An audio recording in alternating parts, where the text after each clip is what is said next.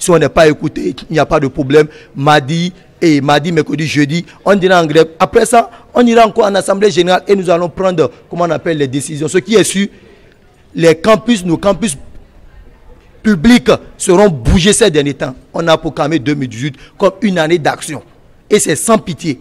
La grève est un droit et tous les travailleurs syndiqués en bénéficient dans le but justement de défendre leurs intérêts matériels ou moraux. Mais la pratique de ces mouvements de protestation amène à constater que la grève provoque plutôt des problèmes et malheureusement ces derniers ne se résolvent presque jamais. La grève au niveau des universités publiques entraîne des conséquences énormes sur les résultats en termes de performance.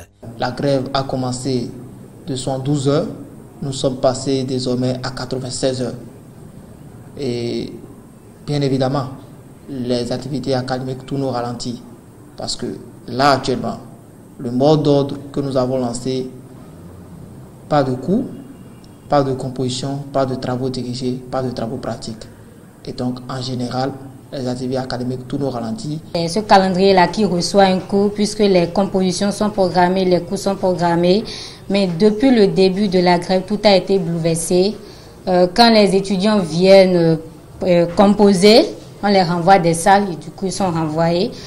Dans les amphis sont désertes, complètement désertes. Quand les étudiants viennent au cours, ils sont aussi renvoyés des salles de composition. Ces victimes, les étudiants donc, n'apprennent rien pendant les périodes de grève et sont laissés à leur propre sort. Cela peut provoquer des impacts psychologiques. Les enseignants peuvent eux aussi perdre une partie de leur salaire tout au long de la période que va durer cette grève. Plusieurs risques sont donc au rendez-vous en cas de paralysie des activités dans les universités publiques. D'aucuns ont l'habitude de dire que nous risquons d'avoir une année blanche.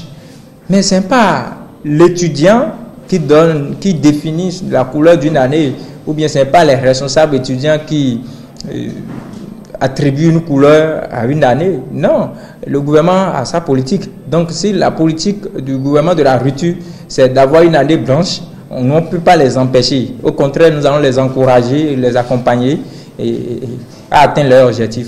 Le risque, tout le monde connaît, c'est que l'année soit blanchie.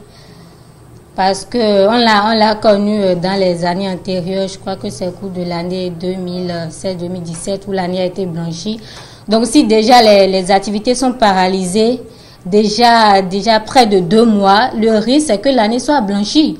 Parce que si jusqu'à maintenant il n'y a pas encore une solution qui soit trouvée à cette crise-là, c'est qu'il y a problème. Les impacts indirects touchent les hommes et les femmes qui font des petites activités commerciales dans les universités et qui se retrouvent en chômage. Peut-on continuer avec la grève au moment où le gouvernement prône pour l'excellence dans l'éducation? Le peuple ne demande que la fin de cette crise qui freine les activités académiques dans les universités publiques pour le bonheur de toute la nation.